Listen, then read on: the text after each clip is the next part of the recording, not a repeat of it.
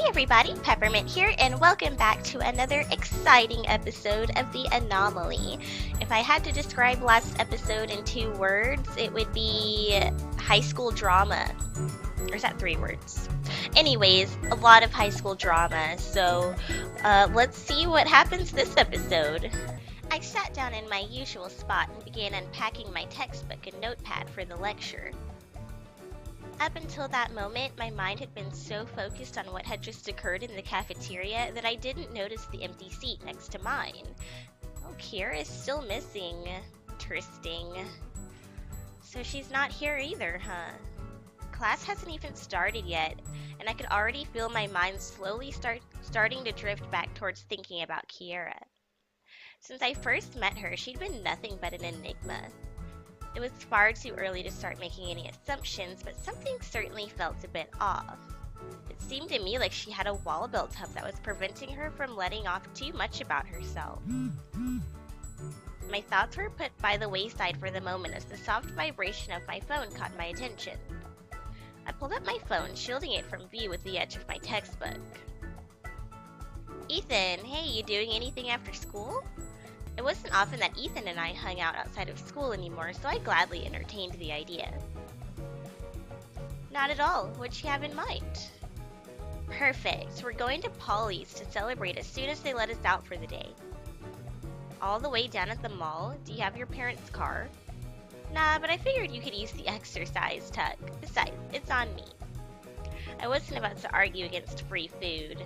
Same. If you ever want to bribe me to do anything, just offer me free food. It's like the most surefire way to get me out of my house. Polly's would be worth the walk for sure. Since middle school, we had always spent our time in the arcade room of the homely looking pizza joint. Ethan, Ross, and I had spent so much time in that place that we eventually befriended the owner, none other than Polly himself. Sounds like a deal. I'll meet you outside the steps at 3, yeah? Awesome, I'll be there. And with that, I had something to look forward to for the rest of class. I had never been one to go out frequently on school nights, but I figured this would be good for me. I needed a little something to blow off steam anyways. The day had been a slog already, but having something to look forward to at the end of the day made my classes drag on more and more. I was practically verging on dropping off in class when the bell finally rang to set me free.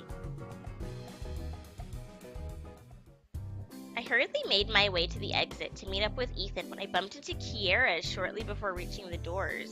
Oh, well that's unexpected. Oh hey, on your way home? Actually, I was going to head down to the mall with Ethan. Well, I can at least walk with you part of the way down. Yeah, of course. Part of me was still curious as to whether or not she was alright after missing both lunch and philosophy. I was fairly sure it wasn't that big of a deal, but I felt compelled to ask anyway. There was no harm in having a little concern for someone else, right? So, is everything alright? You weren't in class earlier. Her face lit up a little. She was clearly appreciative that I'd cared enough to ask. Alright, so I made the right move and didn't come off as some kind of creep trying to get way too involved in her business. Good. Yeah, I'm good. I just had to take care of some administrative stuff at the nurse's office.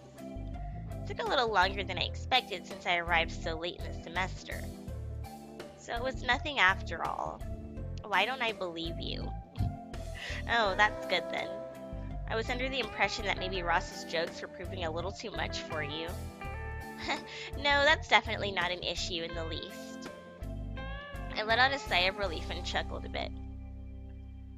I don't believe her. She was doing something else.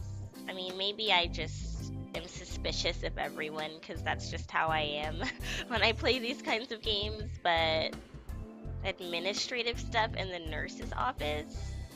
That doesn't make much sense to me. We headed out the main doors to the school to find Ethan leaned up against the sleek metal railing leading up to it. Sup, nerds? I waved and smiled. I honestly wasn't sure how to respond to sup, nerds. He wasn't wrong, though. Well, if it isn't the judge, waiting for young Tucker here? You know it. Are you gonna tag along? She shook her head and smiled politely at Ethan's invitation. I was just going to head home for the day. I can walk at least part of the way with you guys, though. Right on. We walked for several blocks, laughing as we mused over the events that unfolded at lunch earlier that day before finally reaching the edge of the suburbs. Well, I'm this way. Alright, we'll see you tomorrow. Later, Kira. Ethan and I smiled and waved as she turned to walk home. Seeing her off on a brighter note than yesterday was certainly comforting. Maybe things really were back to normal. Reluctantly, I moved that thought to the back burner of my mind and snapped myself back to reality. By the way, when are you going to stop calling her new girl? Ethan turned to me with a heavy air of sarcasm in his smile and tone of voice. Well, he didn't, though. He called her Kira. I don't know, as soon as we get another newbie, maybe? Yeah, because that won't get old anytime soon. We both chuckled a bit at each other's tongue-in-cheek remarks as we continued past the edge of suburbia into the city. Luckily for us, the mall was only a few miles from the school, so the walk typically wasn't awful. A few miles? My god. If it was like more than a mile away, I would die. I'm just stoked to get some pizza in me, dude. It's been over a week already since I've been to Polly's. I was starting to think I was having withdrawals. I'm sure you would have survived. I don't think you understand how vital pizza is to my existence, Tuck. Same. It's the fuel that keeps my soul burning with the will to live. Ooh, that sign in the back, coffee and cake? Let's go there. That's where I want to go. You and your zany obsessions are something else. Nothing wrong with being a little passionate about something. You have your computers and that new girl, and I've got pizza and pups? Like puppies? Or am I missing something? So Ethan's passions are pizza and puppies. He just became my new favorite character. Kira, I don't know if I'd call that a passion. I mean, I'm interested in her, but calling it a passion seems a bit creepy, don't you think? Whatever you say, dude.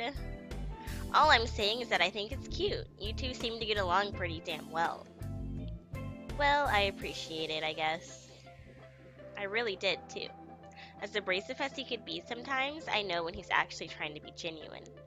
Besides, I could definitely use the confidence boost when it came to this sort of thing. Computers I could do with no problem. Code was the same every time, predictable in its patterns. Kira was something else, though, a whole new sort of puzzle that I didn't quite understand enough to predict just yet, if I ever would. Super sale, super sale. Visit the super sale section for more sale items. Okay. A few minutes later, we found ourselves walking through the mall's large glass doors and into the relatively busy shopping center. It was roughly 4 p.m. on a Friday, so I wasn't at all surprised by the sheer amount of people there.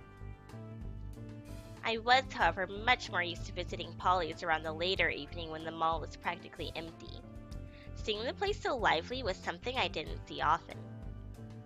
Oh man, I've been craving this all day, you have no idea. When are you never craving Polly's? Good question. Probably never? We made our way to our usual seats. Our little gang had always sat in the booth nearest the window in the far corner of the restaurant. Though it had less to do with any of us being antisocial and more to do with the fact that we were bumming off the public Wi-Fi to do things we probably shouldn't have been doing in the first place. There were a few spots in the restaurant that were a bit spotty on connection, but our usual booth had always been spot on when it came to getting reliably online. You don't mind if I order the usual, do you? No, go right ahead. You're the one paying for it after all. I took my seat as Ethan moseyed on over to the counter to place our order. It didn't look like Polly was here either, otherwise I probably would have joined Ethan on his way to the counter to say hi. I began to stare out the window into the bustling mall center, watching all of the people walk into and out of the new pet store across the walkway, a few of which I recognized from school. I turned my chair slightly toward the window and strained my eyes to get a better look at who had just left the store. Oh man, of all people. Is it Kira? Is it Valerie? What the hell is he doing here? Oh, it's a guy? Who are you looking at, Tuck? Ethan returned from the counter with his receipt in hand, staring out the window to try and catch a glimpse of whoever I may have been looking at. For a split half of a second, I considered not even telling him at all. I really didn't want to put him in a bad mood. So I made my best nervous attempt to play it off as nothing. Nobody really. I thought maybe I saw someone I knew, but I can't really tell from this Is that Sal? Oh, that's the football dude, right? The guy that we hate and tried to ruin his life. I sighed and turned away from the window, facing Ethan, who had just sat down across from me. Thought so. Ha! That poor son of a bitch is probably stressed out of his mind with all the drama we sent his way. He just left the pet store. Was he buying, like, a consolation puppy to make himself feel better? I was somewhat thrown off by his surprisingly upbeat attitude. Yeah, I'm sure the girls have been practically flooding his phone since around lunchtime. In a way, I almost kind of feel bad for the guy. Now, I wouldn't go that far, dude. Either way, it's only a matter of time before word of this drama gets to the coach, and when that happens... Fantasizing about your inevitable moment of glory, huh? It'll happen, dude. With Sal out of the picture, I'll finally have my starting spot back, dude. Unless, of course, the coach decides to pawn it off to another player. If that's the case, I don't know if we'll be able to hack you into the starting position a second time. Very funny. I appreciate all the help, though, dude. Yeah, man, don't mention it. I'm sure I speak for Ross and Val when I say this, but it's something we all enjoy doing, so it's no bother at all, really. It's a good thing I have friends like you to rely on, then. Just helping a brother out, dude. Just then, the young woman that had taken Ethan's order called his name from the back of the restaurant.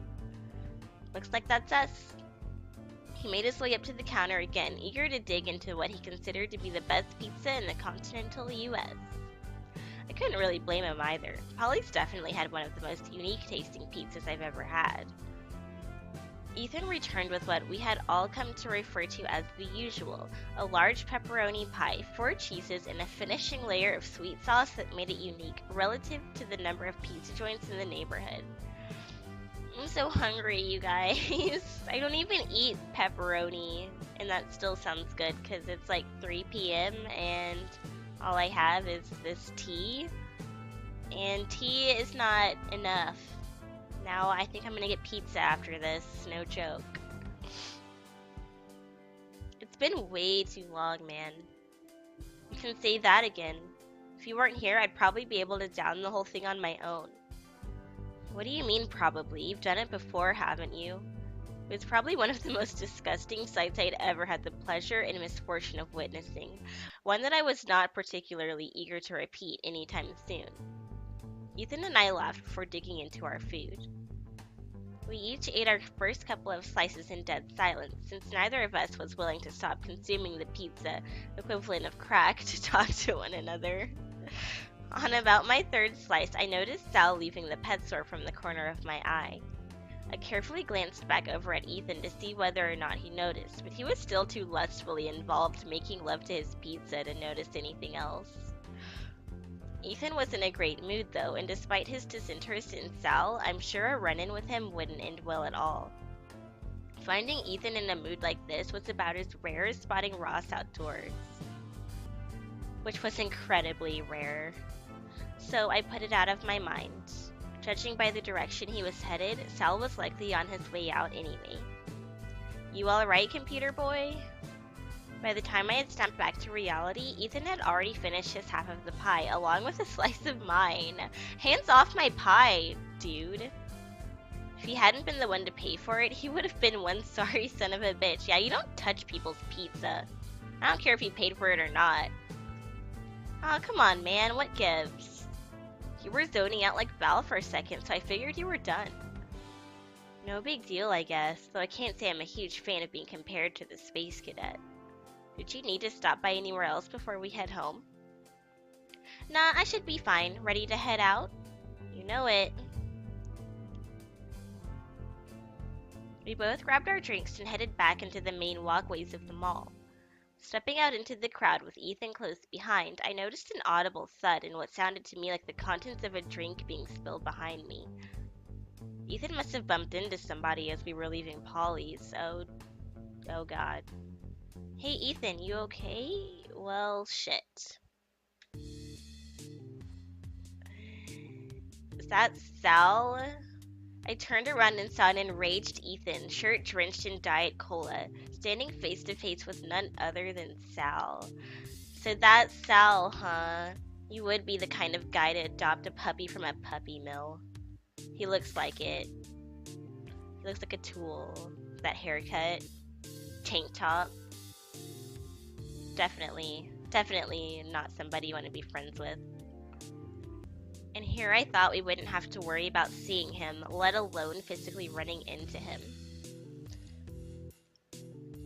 This didn't look like it was going to end well. Ah, bummer. How about you watch where you're going next time, huh? Sal's sarcasm only seemed to irritate Ethan even more, if the way he stiffened and glowered at the other teen was any indication to go by. Why you? I just bought this shirt, you bastard. This shirt that I've been wearing like the entire series. Not my fault that you don't know how to walk. You do know how to do that, right? I'd sure hope so. You've been doing it since, what, birth? And it's just a shirt. No need to go getting upset like it's your prom dress or anything. His right hand now clenched into a tight fist. Ethan took a few more steps towards Sal. Good lord, this isn't happening. I moved in to break up the fight that was about to unravel, but something peculiar happened before I could even get to the two of them.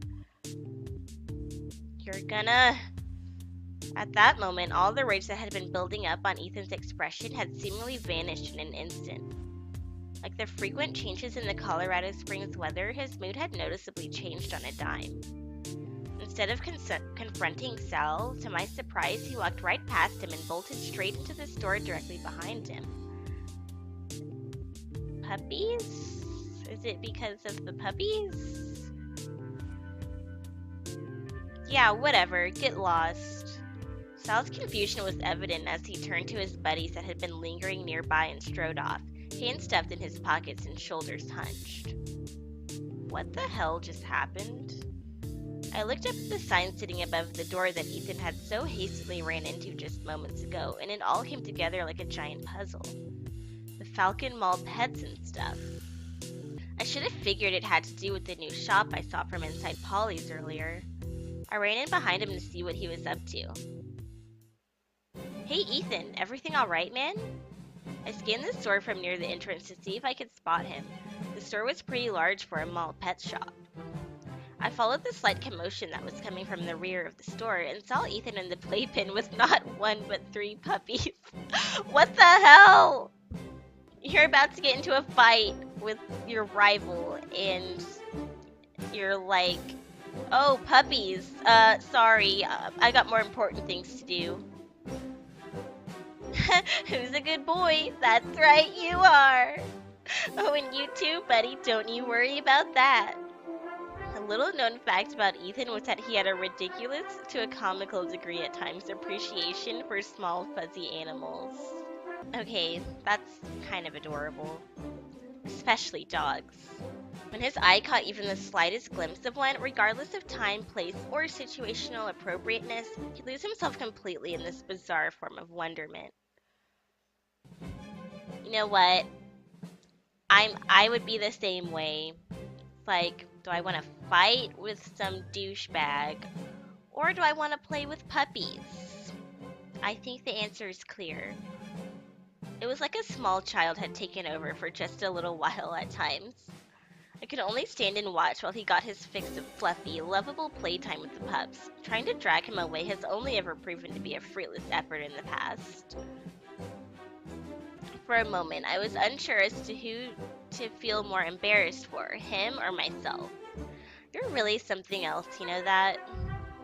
Tuck, just look at this little guy and tell me he isn't the cutest thing you've ever seen. He delicately handed over to me a pint-sized corgi puppy. I love corgis. They are my favorite. Like, I'm a cat person. I have cats, but if I ever get a dog, I want it to be a corgi. The couldn't have been any older than a few months. As adorable as he was, I could sense that Ethan and I were both getting strange looks from the employees behind the counters, so I promptly returned him to his pen. Yeah, he's definitely one handsome pup. As strange as this kind of situation might seem to onlookers, it's a common occurrence with Ethan. For as long as I've known the guy, he's had an insatiable obsession with just about any kind of small animal. After several minutes of what could only be described as the most embarrassingly adorable display of fascination I think I've ever seen, he got up and reluctantly said goodbye to his newfound fuzzy friends. Oh man, I can't wait to graduate and get a place to call my own. Don't you think that might be a little bit too much responsibility at first? I mean, do you even know what you want to do for a living after graduation? I'm going to own so many dogs. Are you even listening to me? Yeah, of course. It's just that I can't imagine living on my own without having a little company, you know? As long as you don't spoil your pets worse than your girlfriend. We both know I don't have a girlfriend. Who needs a girlfriend when you have dogs? Come on, Tucker. You will eventually, won't you? Fair point. Duly noted, but no promises. What about Val? She seems to like you. If I get a dog and I'm forced to choose between the two of them, I think we both know which one I would choose. I chuckled a bit at what he said, not knowing whether or not he was actually being serious. Pretty sure he's being serious. I mean, he proved how important dogs are to him, considering he was about to get into a fight with his rival, and then it was like, puppies? Puppies? Puppies! But anyways, I'm gonna go ahead and end this episode here, you guys. So last episode, high school drama. This episode, puppies. This game is pretty awesome. So I hope you guys enjoyed this episode, and if you did, don't forget to leave a like on this video, and I'll see you guys next time. Have a great day!